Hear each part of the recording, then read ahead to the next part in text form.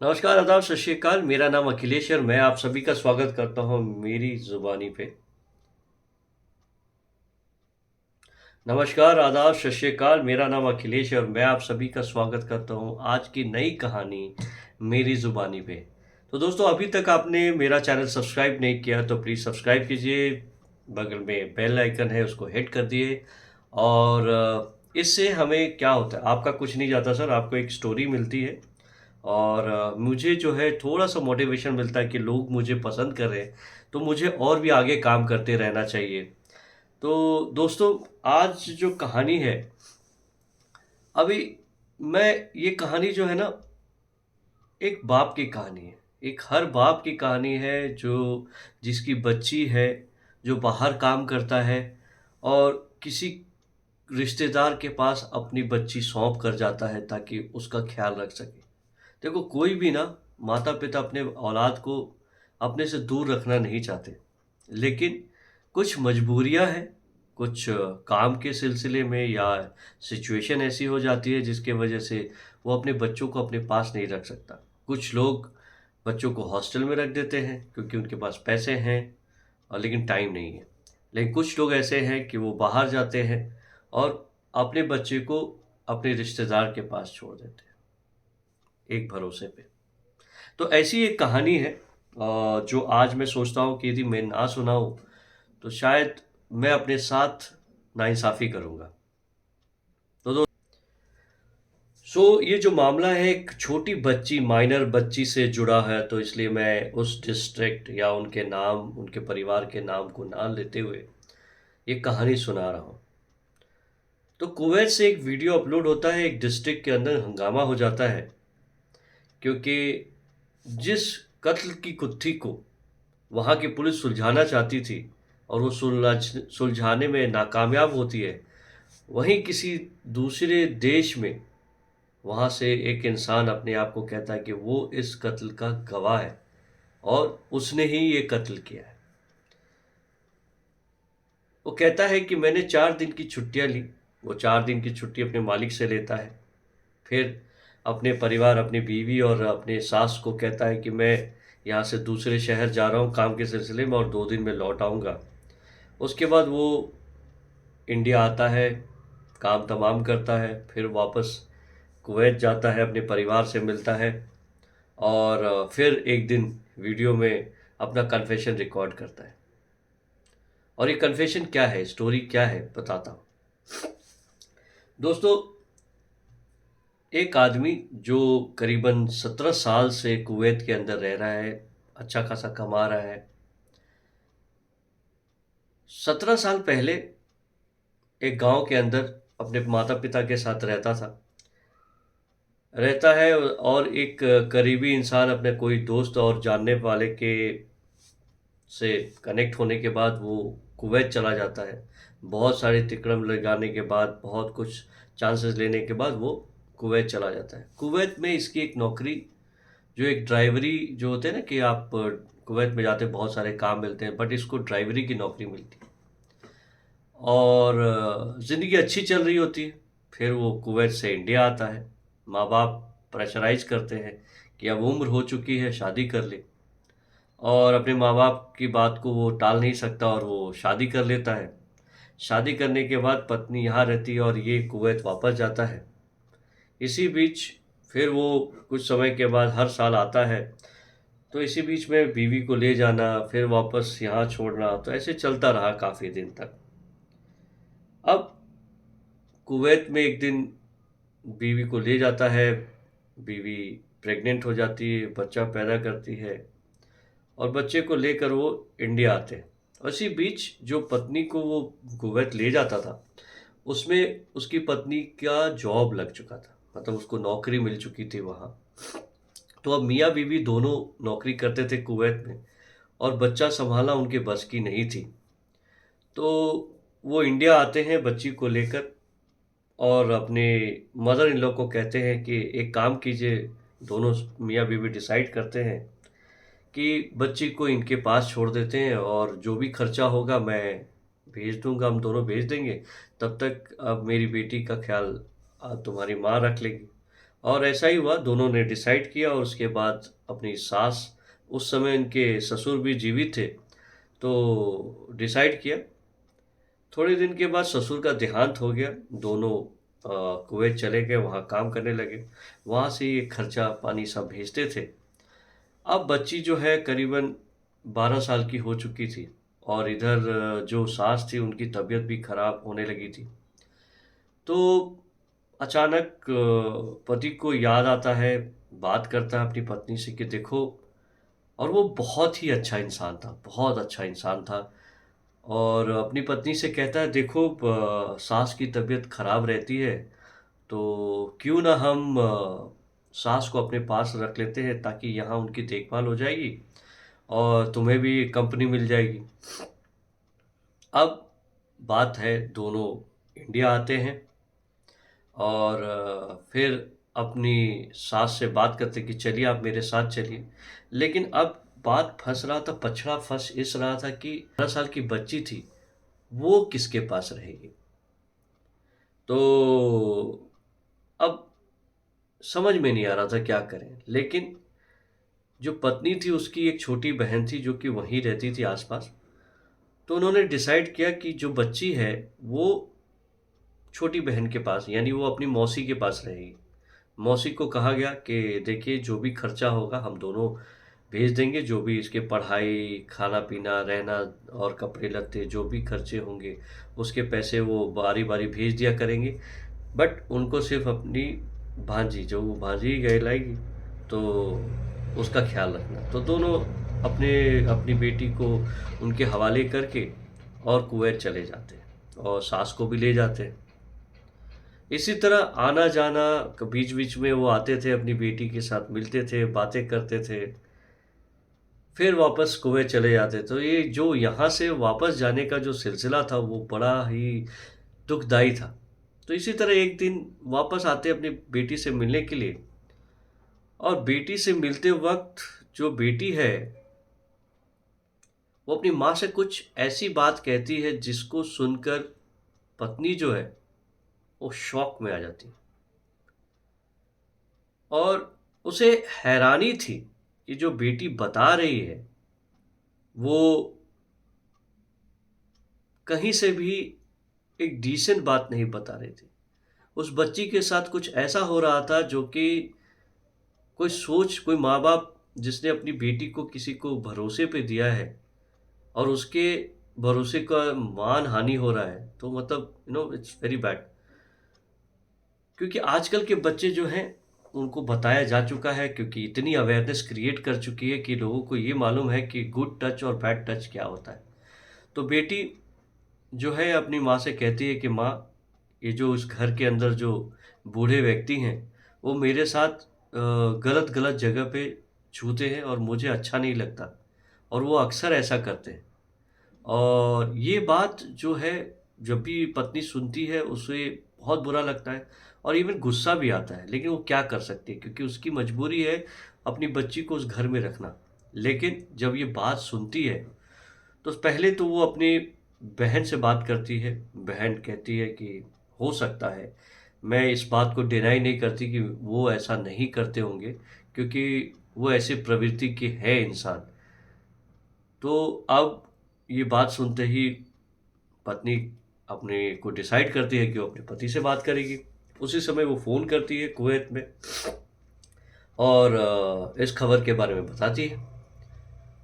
जब उधर से पति सुनता है इस बात के बारे में तो वो कहता है कि एक काम करो तुम, हमारी बेटी को मोलेस्ट किया गया है उस घर के अंदर, तुम चुप नहीं रह सकती, एक काम करो, अभी तुम वहाँ के लोकल पुलिस स्टेशन जाओ और वहाँ से आप एक केस दर्ज करो इसके खिलाफ और बेटी को भी ले जाओ।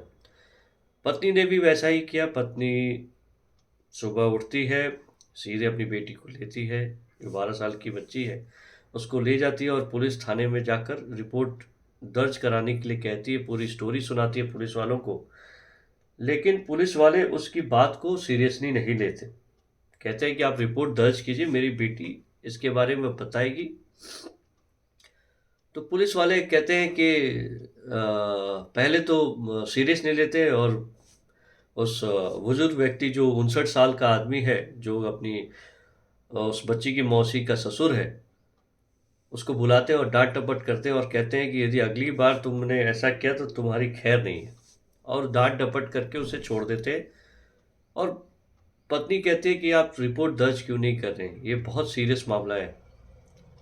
आप लोग कहते हो कि फिर उसके बाद पत्नी जाती है, फ़ोन करती है अपने पति को, और पति को पूरा ब्यौरा बताती है और कहती है कि देखिए, ये रिपोर्ट दर्ज नहीं कराते। फिर पति कहता है कि तुम ऐसा कैसे कर सकती हो? आज वो इंसान हमारी बेटी के साथ ऐसा कर रहे हैं, कल किसी और की बेटी के साथ ऐसा करेगा, तो उसे सज़ा मिलनी चाहिए।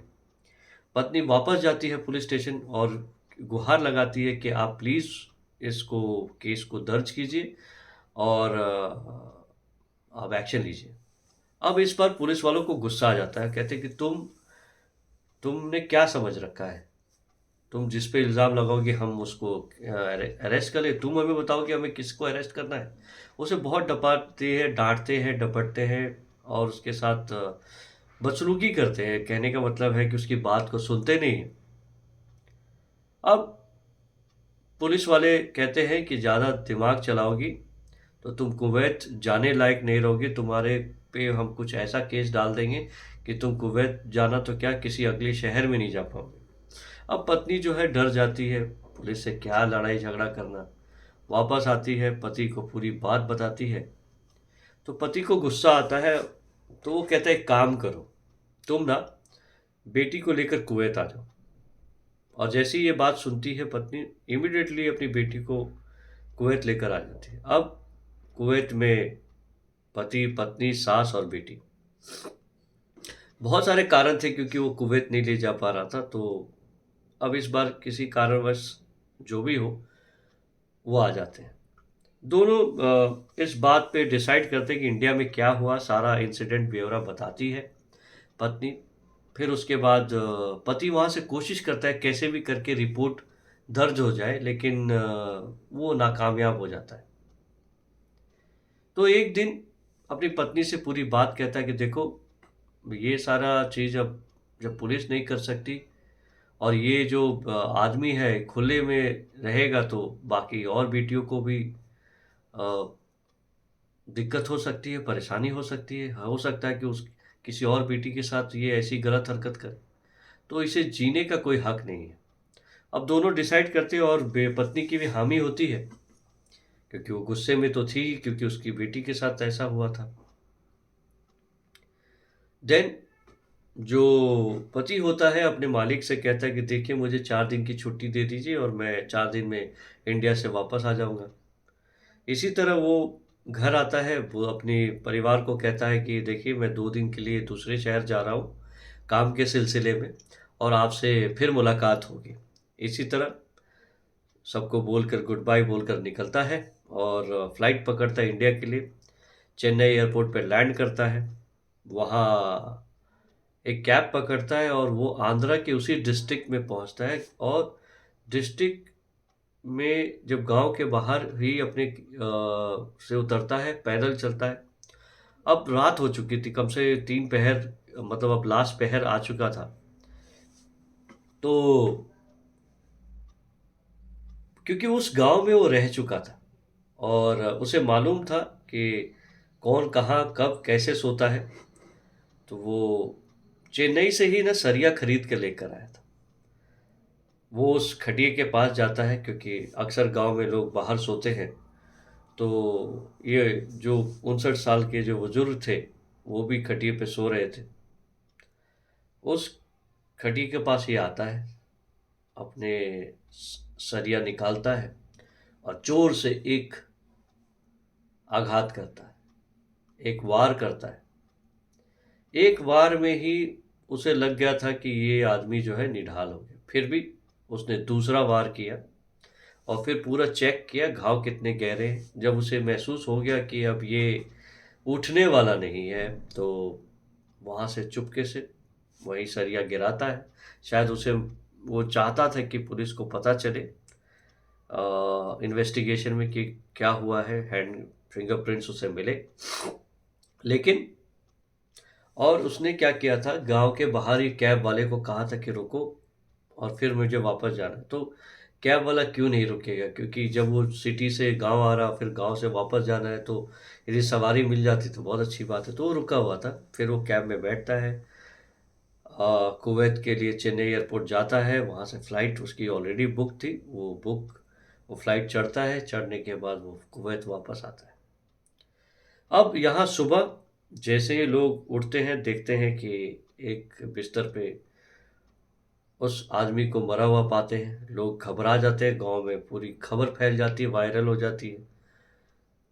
अब पुलिस को किसी ने इन्फॉर्म किया, पुलिस आती है, उसके बाद खाना पूर्ति करती है, पूरा लाश को अपने कब्जे में लेती है। उसके बाद क्वेश्चन पूछने लगते हैं सबसे, लेकिन किसी को कुछ मालूम नहीं, क्योंकि जिस वक्त ये कत्ल हुआ था सब गहरी नींद में थे और किसी को महसूस नहीं हुआ, कानों कान खबर नहीं हुई कि कब वो आया और कब काम तमाम करके चला गया।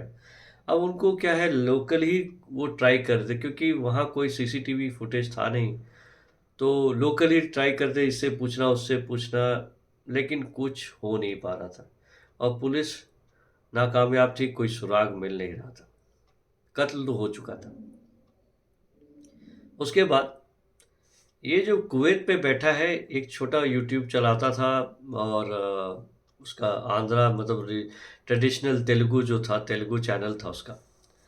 उसके बाद बहुत दिनों तक वो वहाँ के local newspaper channel media YouTube सब कुछ खंगाल रहा था, कहीं तो इस कत्ल के बारे में न्यूज़ आए, लेकिन कुछ नहीं आ रहा था।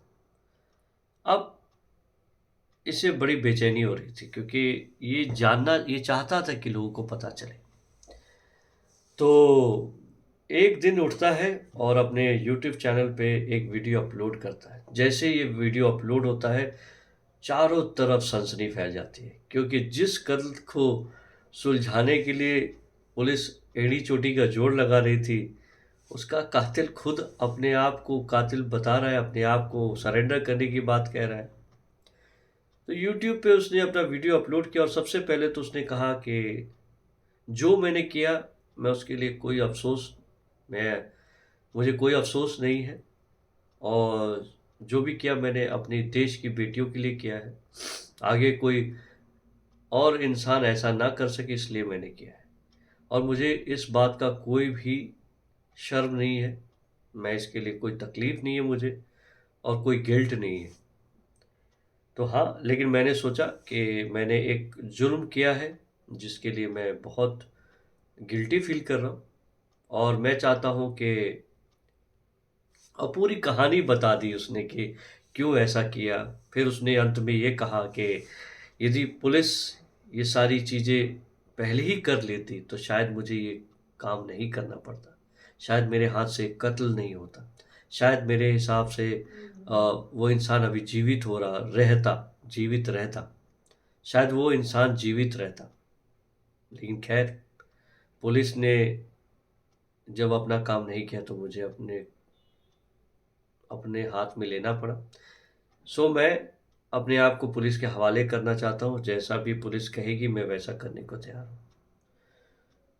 तो मैं जब भी कहता हूँ कि दोस्तों, आखिर एक बाप ने ऐसा सख्त कदम उठा ही लिया ना।